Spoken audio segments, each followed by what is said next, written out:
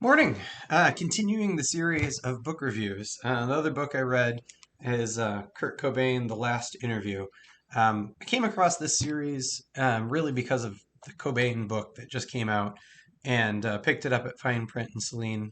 And I didn't realize it was a pre-existing series. So there's lots of other books in the series. There's Kurt Vonnegut. Originally, when I found this book, it recommended Kurt Vonnegut, and I thought maybe they only stuck with Kurt's, but apparently not so much. Um, anyway, this one is pretty typical where there is the last interview included, but there were a bunch of others as well to provide context. And I haven't looked at who does all the other series. I assume they're by different editors and people who have collected them. Um, but this one has a nice introduction, just kind of providing some background about Kurt Cobain and Nirvana, and then there are 8 interviews spanning from 1990 until 1994. Most of them, I think, 1993. I think there's 3 interviews. Um, all prior to In Utero. And so then there's really only 2 after their second major release or third major album, however you want to kind of think about it. And yeah, it's interesting. I mean, I really wanted the final interview, as this indicates the title.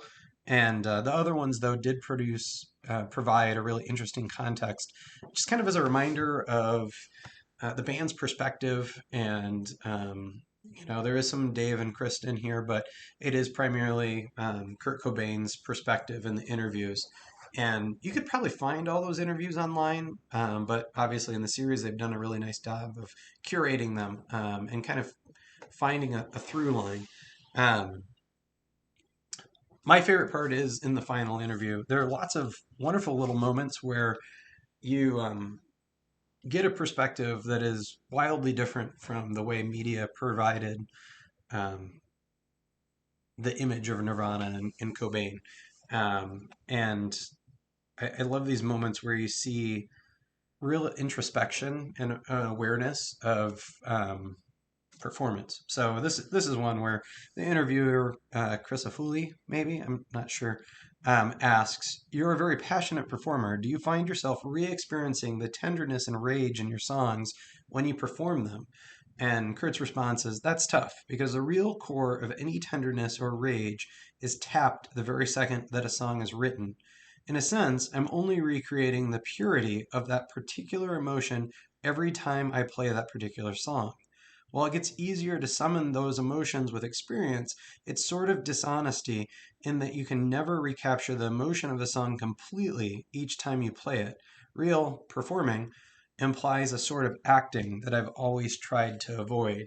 I think that's really interesting. When we think about musicians or any kind of artist, the moment of creation is like where there's the most emotional impact, I would think.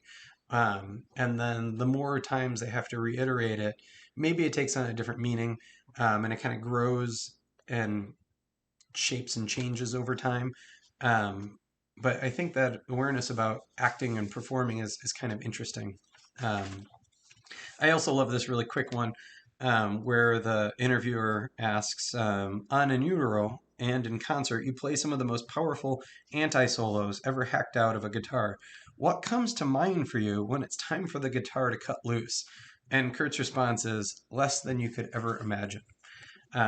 Anyway, I did a lot of research about Nirvana and just bands in general, in part because I like music. So I was reading a lot about the bands. And but when I was writing the Life and Times of Scarborough Fair, music obviously played a really big role. And it takes place around the time of Nirvana. So it just kind of made sense to look at them and um, kind of rediscover some stuff that maybe I'd forgotten during the time that I was in high school and listening to them initially, anyway. So, anyway, grab it wherever they sell books, online, in person. Like I said, I picked it up at Fine Print when I went home for Christmas, and it's a quick read. You can pick it up and put it down. But ultimately, thumbs up. Thanks. Bye.